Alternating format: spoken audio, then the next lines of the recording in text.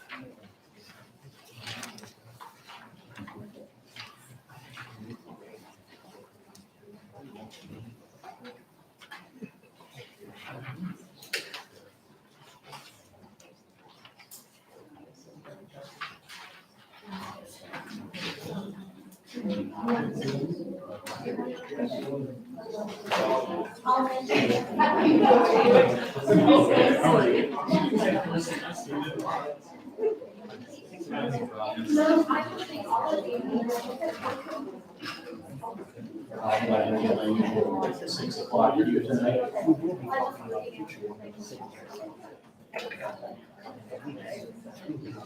We're not gonna shut streets. I'll have to watch the clock. It's 6 hours. We're good.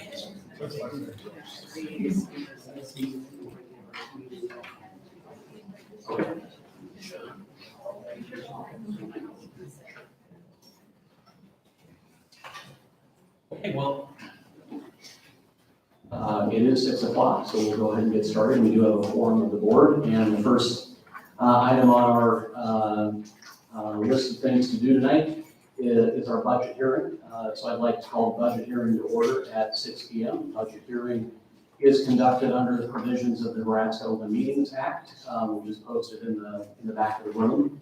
This evening we'll have Dr. Hawk present the proposed 2022-23 budget, which will include at the end kind of an outline of the new process that the state and county have us going through for budget approval this year. So after that presentation, we'll take public comment pertaining to just the 2022-23 budget hearing. After that, we'll close the hearing and open our regular meeting, and we will have public forum for topics other than budget, any topic you wish at that time. So with those procedural notes, Dr. Hawk, do you walk us through the budget presentation, please? Thank you very much. 22-23 budget, this is for the annual budget. Now, there are some elements in here for bond budget. Those things will be coming up at later dates, and you'll see some of those dates as we go through the process. So we're going to talk about the 3 different revenues that go with the annual budget, the levy limitations, general fund budget itself, and then some of those other funds that would be associated with property taxes. So just simply, we're at about 6% growth. That's a little around 220 students. Just to give some perspective on that, that's about 20% of all the school districts in the state of Nebraska. There are a lot of small school districts in the state. But if we take a look at the last 3 years total, then that would equate to more than 80% of all the school districts in the state of Nebraska, i.e. this would be if a school district like in Arlington and Fort Calhoun was under 800 students, then our last 3 years growth would be more than those 800 students. And as we look at projections down the road with normal growth, we'll see that we'll be above 5,000 students in the year 26, and with some growth that we occurred in the last 2 years previous to this year, we would be above 5,000 students in the year 25. So currently we have approximately 500 employees, 336 that are certified. Those are teachers, not things. Those are people that need certifications. That could be teachers, administrators, and others. And then support staff.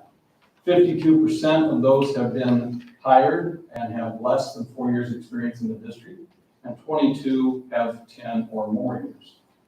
As we look at the property taxes, now this is just one of the 3 sources of revenue. Property taxes at $1.05 is what this would be, would exceed $22 million.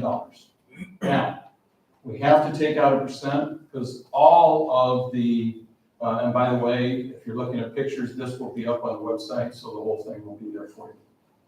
All of this is available, and the 1% fee goes to the county attorney, and this would equate to about 47% of the revenue for the general budget. So again, 3 parts. There is a very little bit that goes in special building fund. If we look at the assessed valuation over the last several years, we look at the last 5 in particular, we see that we're averaging above 12% in growth. If we look at the previous 5 years, now some of that does contain years when the housing market was just coming out of a recession, and that was less at 8. But if you look at the last 10 years total, you see that it exceeds 10% growth in assessed valuation. Now, one thing I want to note is that residential over the last year was about 91% of all property taxes. And if we look at state, we see that residential is much less than that. So when we look at commercial and industry, on a state average, it's around 15%. In Douglas County, that's even closer to 25% of property taxes. When we look at ag land, you see that ours is under 5%. In a state picture, that would be around 25%, or excuse me, 35%. So when you take commercial and ag land for the state, you're looking at about 50% of all those property taxes come from those 2 areas, where ours is shy of 9%. So that does make a difference. When we look at the third leg of the revenue, we're looking at state aid. Right now, state aid is about $20 million. It increased $2.6 million over the previous year. And there are elements within state. There are a multitude of things that go into state aid above and beyond the basic funding. Basic funding is a fairly simple procedure. You take 16 schools, and those are the closest to you in size. And of those 16, you throw out the 2 lowest in spending, the 2 highest in spending, and you come up with a dollar amount.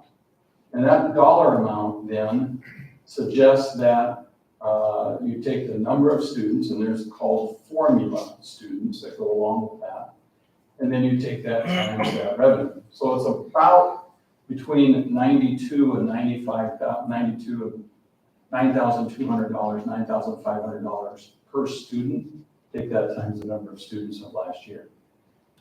There is an element in there for new schools that only lasts for 2 years, and that is 20% of that formula student for year 1 and 10% for year 2.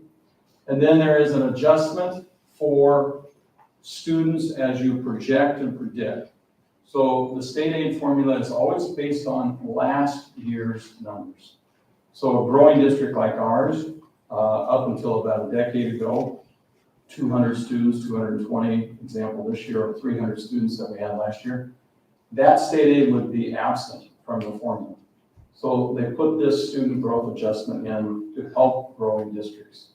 And then a correction if you don't hit that number, that comes back in. And then something that's always discussed in the unicameral is allocated income tax. That is the income taxes that are a portion of what this district generates. And then that goes into the state aid formula. Now that neither helps nor hinders us in terms of state aid because it's taken away and it's added, so it's a wash. The lowest state aid, as you can see, was about $570,000, and the lowest percent of the budget was a few years after that at about 8%.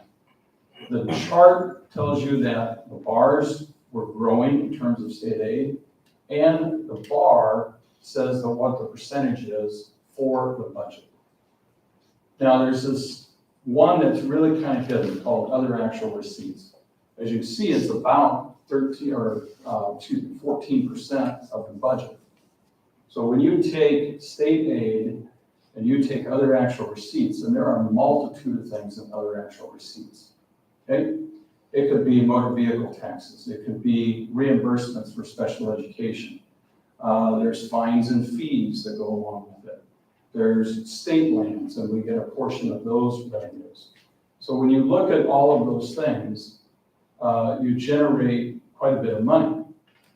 And if we were to take other actual receipts and we were to take state aid and put them together, what you would see is that a majority of around 52 to 53% of the money that we need for annual budget comes from outside this district.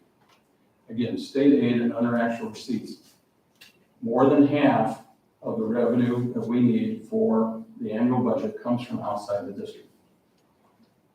Budget levy and limitations. There's 3 different levy and limitations. There's one that says you get what you spend. There's another one that says the state sets a budget limitation for you.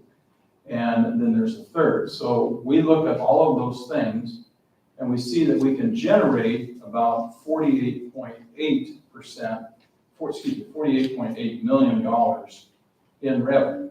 However, we only budget for 48.6 because not everybody pays their property taxes. It's called delinquent property taxes. Therefore, you have to budget for that.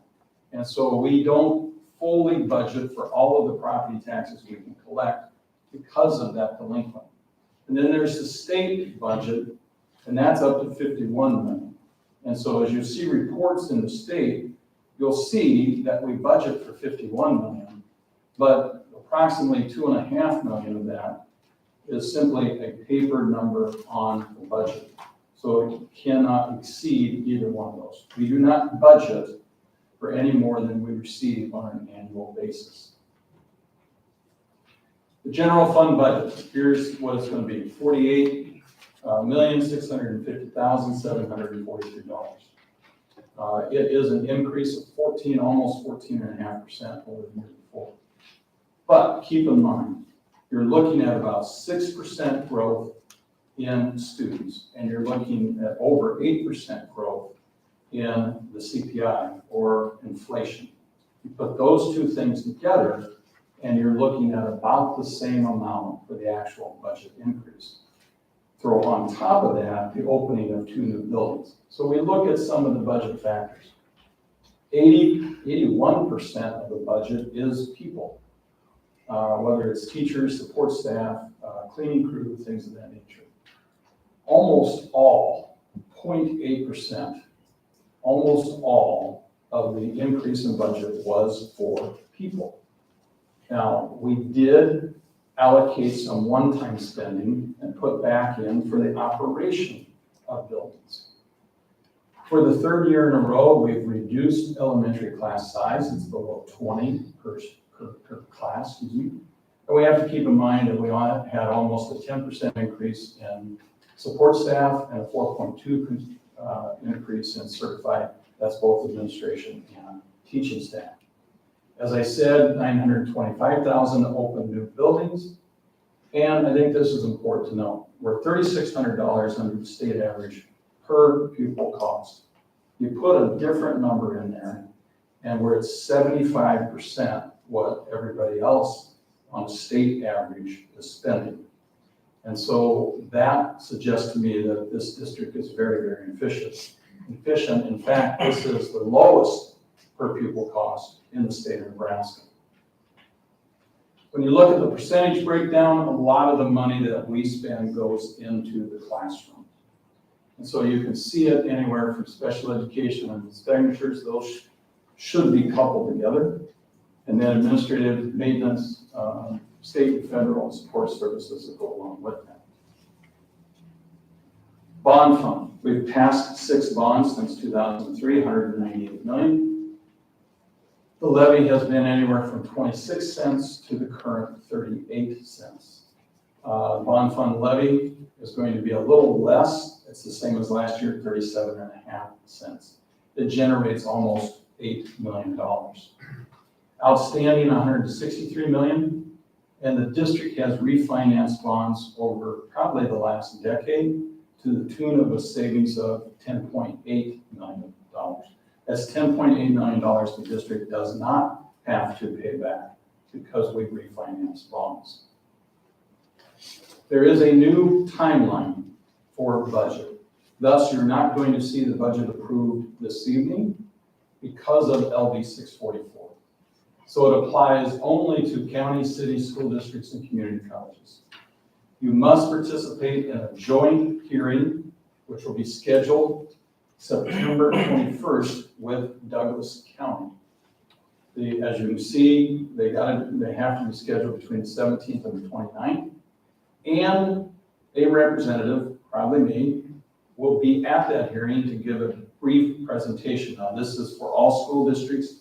As you can see, the cities in Douglas County, community colleges, and the county itself. Again, on the 21st of September. The county assessor will mail out postcards to everybody in Douglas County with all of those entities and information about the collection of property taxes on, again, those entities. And it amends the required law that says you're not filing your budget on the 20th, which we normally have, but delays that to the 30th, right? So in conjunction with that, and to implement that law, tonight we have the budget hearing, but prior to that, we had to send the information to Douglas County. On the 21st, as I said, is the joint public hearing, and then 3 different meetings on a special night, and that is the 26th. We do the levy hearing. This again is the budget hearing. And then we'll approve both the budget first and then the levy to fund that budget next. That will be at a special meeting, and that will be, I believe, it's going to be scheduled for 5:30 on the 26th. Okay? Are there any questions from the board before public hearing?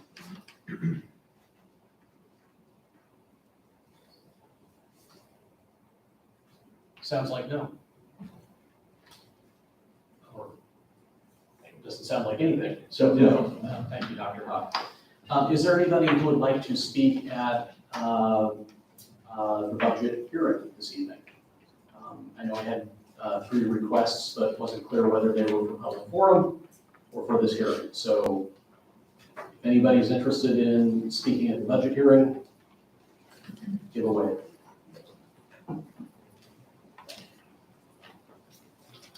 Seeing none. I have one quick question if I can just ask from here. Is any of that information, it's hard to say, yes, I have a lot of questions when you're seeing it for the first time 2 minutes ago. Is that information that could in the future be put on the website so somebody could look at it prior to coming? Because it's hard to have questions when you see something for the first time. Sure. Dr. Hock, can you address? Typically, we put this information out for the board to see, and then these attachments are available for the public after that. Seeing no other speakers for budget hearing, I would move to adjourn. I have a second. Second. All those in favor of adjourning the budget hearing, please say aye. Aye. Those opposed, say nay. The budget hearing is adjourned. And now we'll move to the regular meeting. I will call the regular meeting to order at 6:17. 6:18, somewhere in there. Again, the meeting is conducted under the provision of the Nebraska Open Meetings Act, which is posted in the back of the room. I want to thank educators, students, neighbors for attending this evening. Appreciate your being here on a lovely September evening. We will start with public forum this evening. We do have a few folks who are interested in addressing the board. So again, just as a matter of process, we'd ask that you come up to the microphone up here to kind kind of share so we can hear you. This is your time to tell the board what you would like the board to know. So again, as a matter of procedure, we tend not to engage in Q&A or back and forth discussion. That doesn't mean that we're not interested in answering your questions. If you have them, we will do our best to follow up with answers either from the administration or the board. The reason we do that is because topics may come up in open forum that aren't on the agenda, and so we don't want to open discussion on things that we've not previously notified the public on. So you'll have 5 minutes to speak, and I'll try to give you a polite 1-minute warning by saying 1 minute rather than trying to flag you down, which has not worked well in the past. And I would ask at that time that you bring your comments to a conclusion. And with that, the first person on our list this evening is Carol Dussel-Cerny.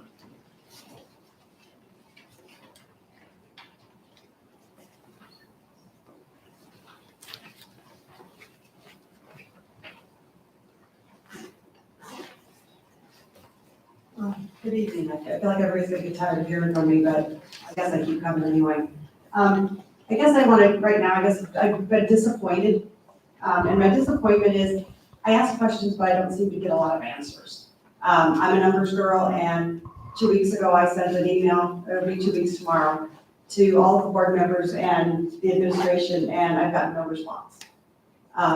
That's disappointing because I went to one of the meetings in July. I've been to all of the August meetings, and every time the numbers changed. And it doesn't seem like any time that there were things that we wouldn't anticipate, but they changed. And I have to understand what it is I'm buying. Because my household, we have $153 million bond. So my household that's per person, I think it was 10,000 some patrons. That's 15,000 for me, that's 15,000 for my husband. If you want me to write a check for 30,000, I'd like to know what I'm getting. So I haven't gotten that, and that's disappointing because I think the information's out there. I can't find it and I can't get it.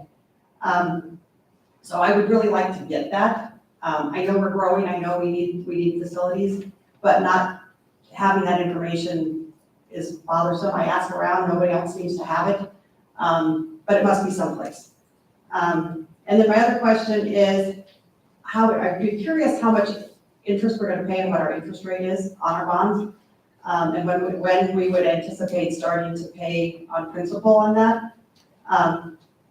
And then I heard a lot in our meetings that the community was involved in setting it up, and I see pictures, I can see that they were. My next question would just be, were people selected to help with that, teachers, administrators, and people from the public, or was there a place that we were supposed to see to volunteer, or how did that process work?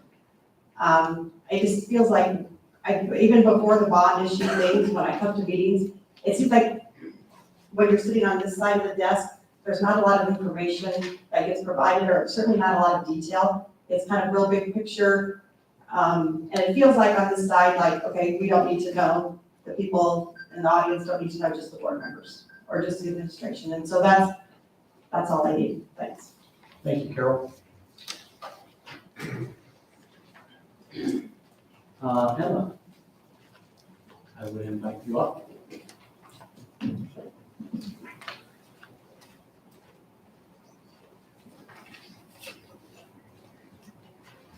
Hello, my name is Emma Boland. I'm a senior at Bennington High School, and I appreciate school board hearing your voices and listening to your input. But currently, I'm here to address the board about an issue for our AP French students. So, right now, all of us have been in AP French for 4 years now, and this year, the school has decided to take away our ability to wear our French National Honor Society cords, which is actually something that's very important to us. And the cords of the French National Honor Society has been a reminder that our hard work that we continued throughout the 4 years as our classmates have dropped out of the French program and French 2 and French 3, that our work would pay off. And cords have always been a form of recognition at graduation ceremonies. And there's other cords for National Honor Society, service hours, and summa cum laude. And for many years previous to this, French National Honor Society courts have been offered for all who meet the requirements of this esteemed honor. So some of the requirements of National French Honor Society, it's very tough to maintain and to get into National French Honor Society. So some of the requirements are that members must complete all 4 years of French classes, maintain a 90% average in all their French courses, maintain a GPA of 3.0 or higher, participate in national foreign language exams, participate in French club, and maintain maintenance of behavioral records, no detention, suspensions, academic dishonesty, anything like that, and complete 10 French service hours each year.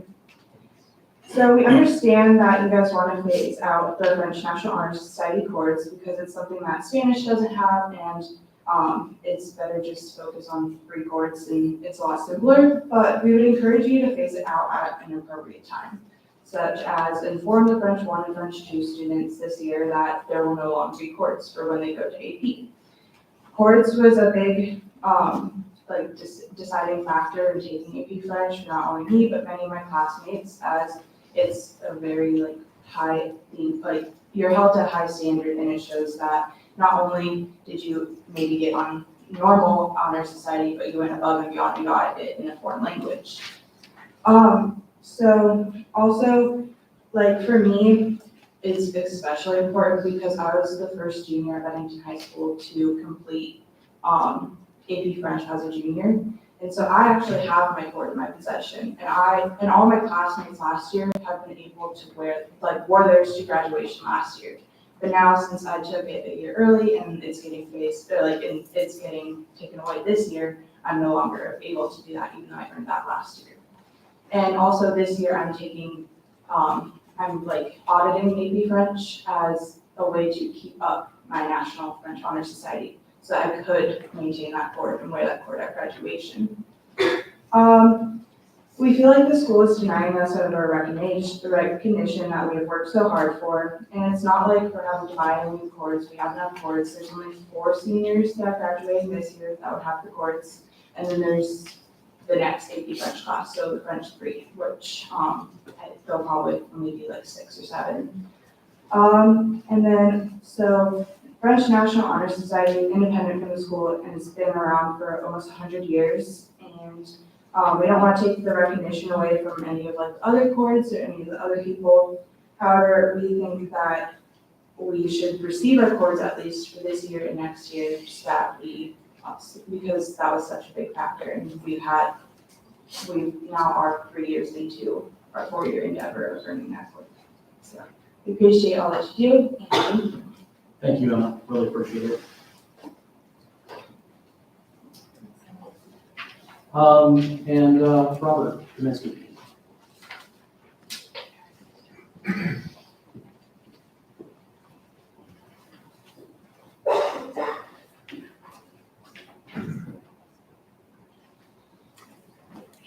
Good evening, Robert Kaminski. And I just want to say, Carol, thank you for coming up and voicing your opinion. And Emily, I tell you what, I never would have had the courage as a student in high school to come up and speak before a board. So my hat's off to you. That is fantastic. Keep it up. For the board, I just want to say good evening and thank you for the time. And I want to say up front, I'm willing to support. I'm going to talk about the bond issue. That you're moving forward, but I want to put my money where my mouth is, and I want to be part of the process, and I want to support. So I truly believe we're at an inflection point or a call to action for those traditionally not involved in school board matters. I'm one of those individuals. For the taxpayers, my neighbors, my friends, folks, that I work with that, are going to be impacted by this are very, very disappointed with the board's vote to move forward with the $3 million tax against the wishes of the taxpayer. My personal observations. There seems to be a lack of critical thinking by the school leadership. It appears the only solution to our problem is to throw money at it. And we all know throwing money at a problem does not help. You look at education nationally, and there's issues there. And it's just because we think we can just keep printing money or tapping into the property owners, the taxpayers. I think we need to move beyond the easy button. This last vote, we didn't, we just chose to go there. I do believe there's a growing, and not only interest in the board, but there's a growing lack of trust. Or trust is starting to erode in this, and I'm not talking personally, but the governing body.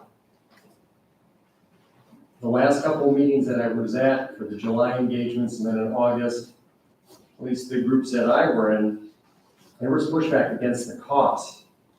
And in fact, the last meeting I spoke at, 5 of the 6 that did public comment were pushing back on the cost. And that was the theme. And it's not that we didn't want to support the kids, but that this rush for a $103 million bullet to the chest was too fast. And there was no engagement. And one of the board members said, after we all got done, I heard, I did my best to listen, and then went down their script and talked about an issue that no one talked about, which we all went, what was that about? So did you really hear us? If I'm wrong about my assessment of the school board, of the school leadership, then I welcome the opportunity for community engagement. To answer the questions that Carol has, that others have, that I have, that numbers change, there doesn't seem to be transparency. Unfortunately, I don't see that engagement taking place because we're running headlong into this kind of scare tactic. We need to build this for 4 years. The Pentagon was built in 18 months, the largest building in the world. To say that we are held captive to a 4-month planning cycle to build a high school and other things, and that is our rationale to waive off community engagement, I think is wishing away community engagement and their concerns. I think the board approved this process, and again, my opinion, it deliberately kept the taxpayer in the dark until the last minute. So we couldn't see the details. We do not want the community engaged. This assessment is based on the lack of feedback that we have heard, whether Carol, myself have asked questions, we have not got input. The facts and figures seem skewed. So it all leads me to believe what's behind it? What's the what that we're keeping from the public? 1 minute, Ron. Thank you. The feedback that I've heard though from everyone is that this is too much for the taxpayer to move forward with this $150 million tax. But yet, not only did you not hear us, you added $3 million. And I'm sure there's going to be supplemental bonds in the future. Please do not confuse this one-way and very limited and well-scripted, I may add, July events as thoughtful engagement. I close with a call to action for those not content with the process at hand, and I ask for those who oppose this rush to spend hard-earned taxpayer money without our input to coordinate and organize to bring transparency and trust to this process, to set the example for the students and next generation of leaders, and to demonstrate what deliberate and thoughtful community engagement looks like. I thank you all for your time, and I'm ready to support this process as I started at the front. Thank you. Thanks, Rob. Those were all the notices I had for those interested in speaking at public forum. Is anybody else interested in speaking this evening? Seeing none, we will proceed then with our business agenda. The first of which is our consent agenda, which is the approval of the agenda for this meeting, the approval of minutes from our August 8th regular meeting, the 22nd special meeting, and special meeting on August 29th, approval of bills, and approvals of resignations and hires. Allison, you and I had bill review this evening. Anything you would care to note there? Lots of bills this month. We had bills for textbooks and supplies, insurance payments, and then also for our 2 cadre teachers, which we're involved with. So those were the big items in my mind, this month's review. I didn't have anything beyond that, so. That I would entertain a motion regarding the consent agenda. I move to approve the following consent agenda items, the approval of the agenda, approval of the minutes of the Monday, August 8th, 2022 regular meeting, the August 22nd, 2022 special meeting, and the Monday, August 29th, 2022 special meeting, and the September claims for payment, and the personnel resignations and hirings. Thank you, Allison. I'll second that. Joey, please call the roll. Jim? Yes. Valerie?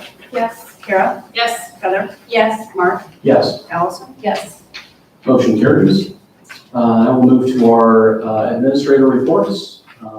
As usual, we'll start off with elementary, and a reminder, as you give your report, to please introduce yourself for the benefit of folks who are not in the room, or perhaps for folks who are.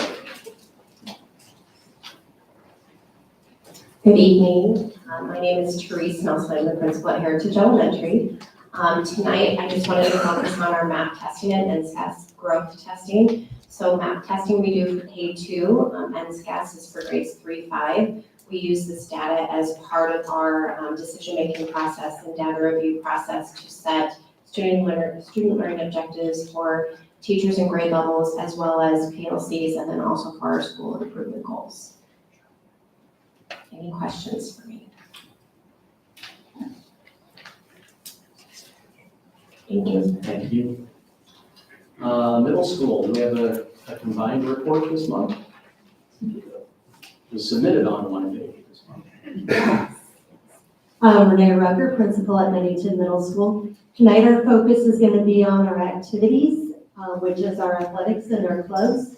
We're really excited because we have lots and lots of kids involved in both our fall sports, which would be our football, cross country, and volleyball, but also our activities. Our highlight tonight is actually going to be the art club at Bennington Middle School South. They were chosen to be part of the Nebraska Department of Education. There's a tree that will be at the White House. They have a large Christmas tree, and our art club will be able to provide designs, which will be part of the tree in Washington. So that's really exciting. Their Bennington Middle School South will have their name on the program, and as well as the website. So I'm really excited for Mr. Hoppus and all of the students at the art club in Bennington Middle School South. Thank you, that is exciting. I was enthused when I saw that.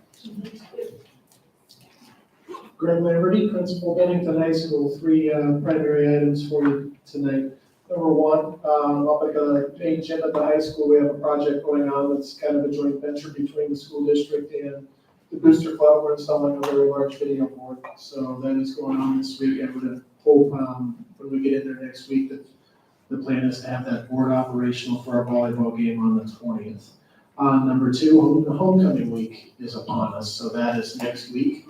We'll start on Monday, go through Saturday. We have theme days. It's homecoming run by our Student Senate program, and they do a fantastic job. Mrs. Barbie and Mrs. Stacy.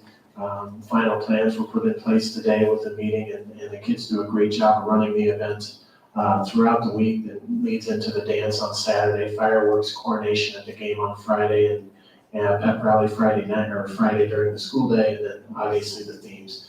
And then the last thing that didn't make the report because the report was due Friday, we earned our first conference championship this week. Our softball team captured the softball tournament up in Blair. And I would be remiss also if I didn't mention our golf team. I know they are mentioned in there, and there's a few of them in the room today, but they won, I believe, their third or fourth invitational today.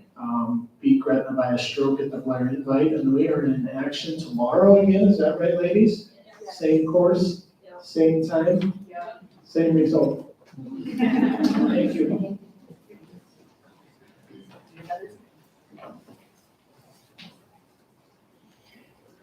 Whitney Fagan, Director of Student Services. So I have a few things on my report tonight. To start, just the Arbor family breakdown. We do bring counseling into our buildings, as well as the school board has supported plans for employee assistance and student assistant plans. So that's just the breakdown. Below that's our English learner program update. We are at 65 active students this year and 39 monitor students, so we are growing very quickly in that. On the next page, ESSER funds. So we have a mandatory report that we have provided every 6 months, which we did last March to the school board. This is still found on the district website. Nothing has changed to it. We already spent our ESSER 1 funds in the fall of 2020. ESSER 2 funds were spent this last year as we increased math interventionist, reading interventionist, and then a counselor at the high school. And our ESSER 3 funds are still slotted to be going towards our K-5 ELA curriculum adoption this school year.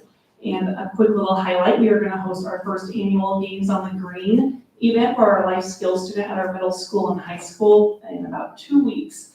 And this, or 1 week, I think. And this will include students from Fort Calhoun and Arlington as well. And then our Bennington Foundation has supported us and bought t-shirts and medals for all the athletes. So come on out if you want. Oh, any questions?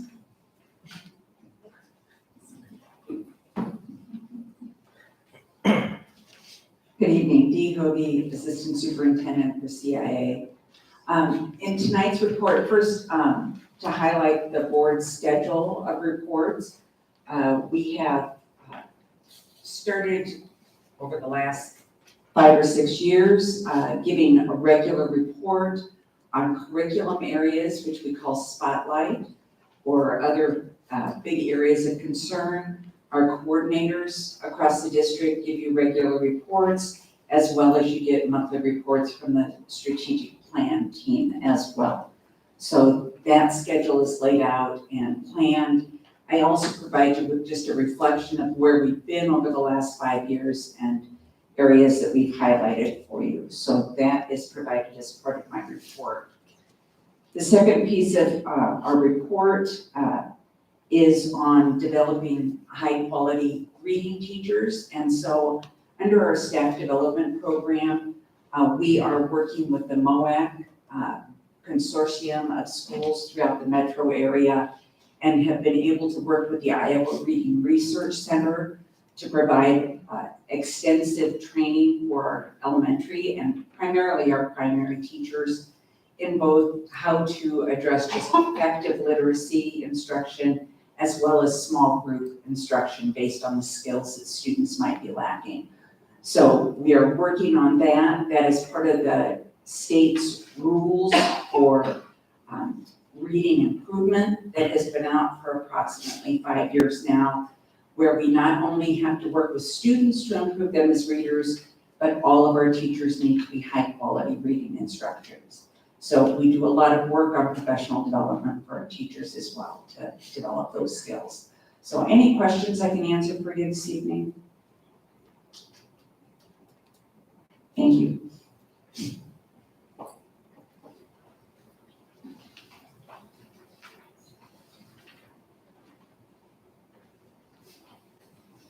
Superintendent's report, we talked about enrollment, so we'll go to personnel. We all are fully staffed and certificated staff at this point in time. We did hire 82 new certificated. 47 of those were due to growth. We still have openings in support staff, 7 paraprofessionals, 6 in the food service, and as you know, we contracted services for transportation. So as those are open positions and fill those and hopefully eliminate the contract services.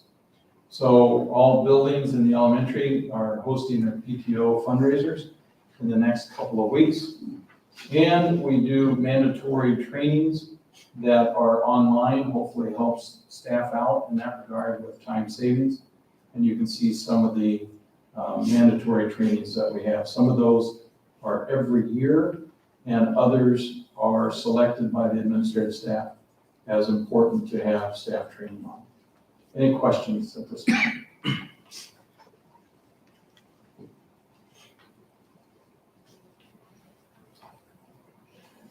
I believe that concludes our administrative reports. That is correct.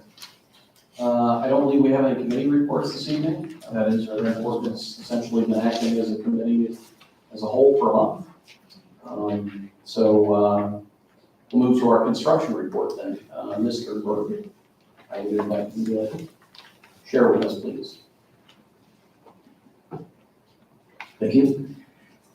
Michael Berg, Construction Administration for the Larger.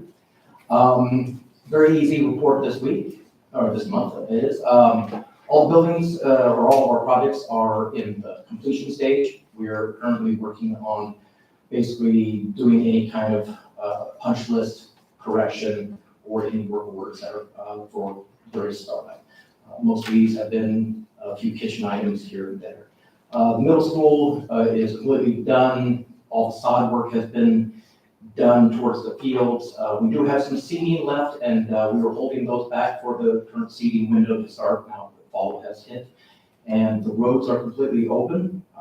There's a few corrections that I believe the city is still going to make, but we're working with them to work those out. The elementary school, all areas have been turned over. Currently, the gym itself is going to be, I believe that the lines are currently dry. But other than that, every item is there. We do have some delays in some shipping items, which we're currently working through with the staff. Any questions? Pictures, just to notice, were developed by Hausman with drone photos and certainly had dusk. And so those are very picturesque, if you will. And then also we've had some of the tile at the concession stand and restrooms down by the softball. That tile has been put in place as well. And then the roads are open. Yes, it's kind of hard to show pretty pictures of those, but.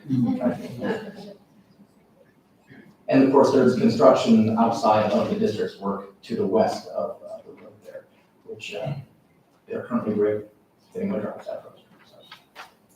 I'm happy to take function over form. Yes.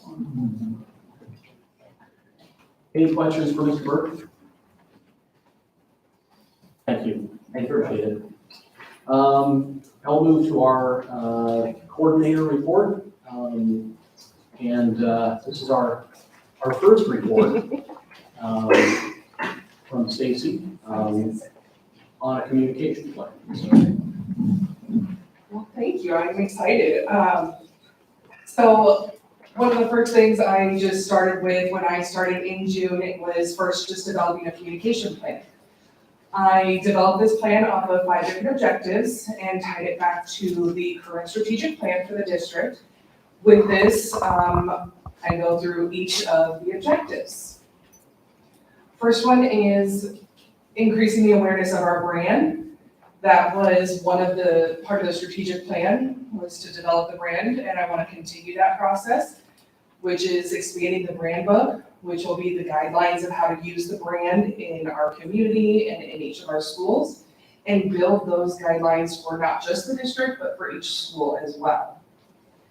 And then I want to help with creating access to each of those brands as well, making sure administrators and employees have access to that brand, and then also working with outside entities on using the brand properly.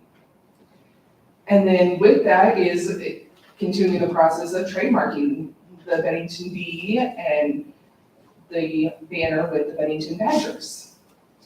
Also with the awareness of the brand is just continuing to tell the story of all the great things happening in the district. And with that is using different avenues that I will talk about here in a minute. And then just ensuring that our websites continue to be up to date and working with our webmasters through that. Number 2 is staff climate, which goes so much further behind just staff climate. It's making sure they are informed, they are valued, and they feel that as well. So with that is I implemented our weekly staff newsletter. This is just to staff. It is called the Badger Memo. They get sent every Thursday. So this is going to help our staff cut down on emails so they don't get emails from different departments throughout the week. Everything is in one place for them. So when they need information, they know they can just search their email for the Badger memo and get everything in a one-stop shop for them.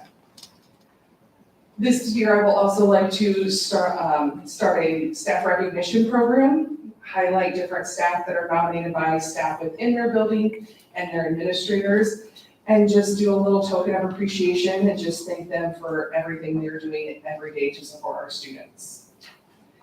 One thing that I have noticed, especially with the growth of staff at our district office, we need more of an organizational chart of who does what, who to go for different items. So I want to help develop that and help our staff know who to go to. Another piece is exploring the option of creating a staff intranet and using our school messenger platform, which is what our website currently is on, and creating that so it's a staff login site, so they only have to go one place if they need more information or anything they need as a staff member. And then in the spring, I want to launch an employee recognition week and really spend a week in the spring just celebrating everything our staff do. The third objective talks a little bit more about our app and school messenger, which is our mass communication system. As you can see pictured, that is the app that we currently have, and they do have some new updates. So I would love to refresh that app, and I'm going to relaunch it in January with a lot of different marketing and really getting it in the hands of parents and students. And with that, I'm going to work with School Messenger to really maximize the capabilities of the platform, making sure that all of our users, our principals, our teachers, and administrators know how to really use that program to its fullest capacity and make it as easy as possible for them. Part of what the app and the School Messenger is our school newsletters, and the district newsletters are all sent through School Messenger. And so we've implemented the use of SMORE newsletters throughout all the schools. The middle schools and high school are moving to that, so we will be there shortly, but all the elementary schools are currently using that. The fourth objective is connecting parents to the classroom. One of the biggest things that we always see is students achieve better when their parents feel connected to the classroom. So through that is we refresh the parent newsletter. It used to be the Friday notes. It's now the Badger updates, still sent on Fridays. And that is using the SMORE platform as well. Really help parents know what's happening. We make sure that it is always sent the Friday after every board meeting, so that way parents know what's happening throughout board meetings. And it gives them an update of what's coming on in the upcoming weeks, any other important information that we may have from the district level. And then also it's going to include some community youth activities. And the goal with that as well is to help take some of the district information and community information that's for everyone out of individual school newsletters and put it in the district newsletter. So still parents get all the information, but they have one spot they're looking for that. We'll continue to publish the Horizons newsletter and the inner report throughout the year. I'm working on designing school communication cards, which this is going to be a huge piece for parents of knowing not just how to get information, but how they will get it. And if they don't get that or what they're looking for, they know where to go to look for it. So we have like their Twitter accounts, the newsletter for that school, what that newsletter is called when it gets sent, all of that information in one spot for them. We have launched a district social media on Facebook. So that one is going well. We are up to over 1,000 followers and likes, which is great. We're getting great engagement through the Facebook page. And then the other piece that we have launched is the school calendar. Traditionally had both the middle school and the high school's calendar. And that got a little bit more confusing, I think more complicated when we have 2 middle schools. So we expanded that and added that calendar at each middle school. And that is currently up and running for them. And the last objective talks about bond issue. And this is not just the current bond issue that we're going to be going for, but it's also making sure we continue to communicate about past bond issues. So with that, we created a new section on the website for the bond issue. It shares a history of all past bond issues with growth information. This is where we can share updates on construction projects and progress of the bond issue.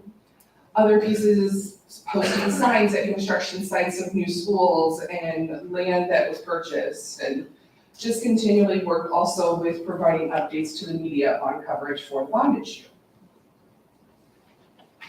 This one talks a little bit more about the bond issue coming up that we're gonna be really trying to inform the community more about. And it's creating awareness about the bond issue throughout the community so registers feel that they can support the proposal. What we believe that we have a proposal that registered voters can strongly support. And just work through those talking points to tell the story of the bond issue, and you can see those up there as well. And with that, it's just also highlights of the general information campaign. So we'll have a Horizons newsletter that will go out. We'll do community meetings, informational materials you'll see throughout the community, utilize the website, social media. But then the other piece we're gonna highlight is the importance of voting. Making sure all of our voters in our district know what the plan is. They know, are they registered? Did they just move here? They need to register in our district. Do they want to do early voting? Making sure they know how to do that, what those deadlines are, making sure they know where their polling place is. Because the most important piece is they need to vote, and just making sure our community knows that. And then to end all of the whole communication plan is an evaluation piece. So there will be a lot of different on-point evaluation just to see if items on the plan need to be tweaked throughout the year as well, which I'll do a lot of that through Analyze It Analytics on social media, through our newsletters, and on the website each month. But two big pieces that I will conduct would be a parent and staff survey in the spring. And that's really just kind of to see what they thought of different things that we did and see what worked, what didn't, what do I need to tweak or add or change for next year. And then the same thing is after the bond issue is ask really survey questions of, do they know about the bond issue? That type of stuff, so that way I know what worked, what didn't, what we need to do more of next year. Any questions that I can answer?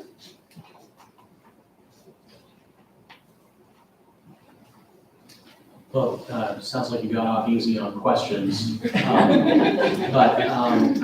excited about when we've made investment in tools and structure and personnel in IT or in facilities, that we've had great results for the district in supporting teachers, supporting kids, being good stewards of taxpayer dollars. I'm excited to see the same thing happen with a well thought out and well executed communication strategy. Rome wasn't built in a day. There's a lot to do here. And I appreciate a mechanism for evaluation and feedback and continuous improvement. So thank you for sharing. Good luck to you. Thank you. And I would just add, I'm sorry. Testing that in. Not a question, but just an add-on about that. Our communications have been, is grassroots-ish, a fair maybe description, have been many and myriad. But what's really great to see is the umbrella view that you're giving about those strategies and ways that they can be accessed and archived, and of course the new modes and methods that you're thinking about as well. So that was really nice to see in the plan. Thank you for the good thinking about that. Thank you. Thanks. We'll move to our spotlight report, and this month's spotlight report is on the young adult program. I don't think it's fair to go right after the communications expert, but I'll do my best. I'm Whitney Fagan, Director of Student Services. So we have talked about the young adult program quite a bit through the bond issue and just planning forward. And I want to address this as this is not a part of the bond issue, and it doesn't have to be. So this is really kind of planned for what we have currently and then what we could have in the current facilities. So to start, there are some requirements. So why do we have a young adult program? We have to serve students with IEPs through the age of 21 if they have not met their IEP goals or graduation requirements yet. And starting at age 14, we have to start planning and setting goals in education training, employment, and independent living through transition services. Not all students that have these goals have to go into an 18 to 21-year-old program, but there is a select few, and that's kind of what we will focus on tonight. So education and training. This can be diverse, and a lot of our students can go on to college, go on to trade schools, but for students that may not be fit for that right away, we have to provide training to get them ready for those kind of life skills. So it could be budgeting, it could be reading, following multi-step directions. Advocating for themselves is a huge part of our students that are in this program. Those communication skills so that they can be safe, they can speak up, they know how to ask for help, support, those kind of things. Employment, we have to all have goals in employment. And again, this starts at age 14 for all students with IEPs. Specifically in this group, a lot of it's going to be that on-site job coaching. A lot of the day in the young adult program is spent in different work experiences, and so we will have staff that go out and coach them, that help build those skills and create those resumes, because they might not have those opportunities outside of the school system to get jobs and get trained well. And then independent living. Not all students have to have an independent living goal, but the majority of students in this program will. They might be going on to live in group homes, live in apartments, staying at home and living with their parents as well. So setting up plans with them, making sure they know how to budget, do laundry, cooking, things that we so often just take for granted to learn. We have to really teach these explicitly to our students in this program. So our current practices, as you know, we contract out. These are some of the programs we contract out to. I would say the most common one is Madonna School.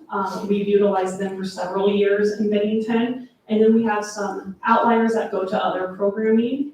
Most of these students that attend these programs could attend a program in district if we had one. I will be transparent, things like Project Search we could never duplicate, and students have to apply for that. It's a pretty big deal to get into that program, and it's their last year of transition.